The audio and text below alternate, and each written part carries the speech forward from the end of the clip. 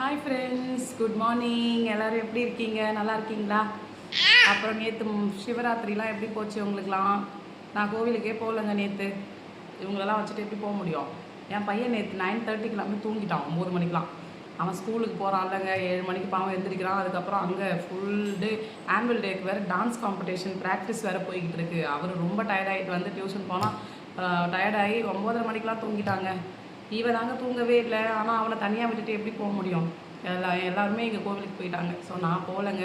அதனால் இன்றைக்கி அமாவாசை சாமிலாம் கும்பிட்டுட்டு காலையிலே போயிட்டு சிவபெருமானை பார்த்துட்டு நாங்கள் சாமி கும்பிட்டுட்டு வந்துட்டோங்க. இப்போ ஃப்ரீயாக இருந்துச்சு. கோவிலில் யாருமே இல்லை. இப்போ சும்மா ஒரு 2 பேர் தான் வந்துக்கிட்டு இருக்காங்க. என் பொண்ணு குளிக்கவே இல்லைங்க.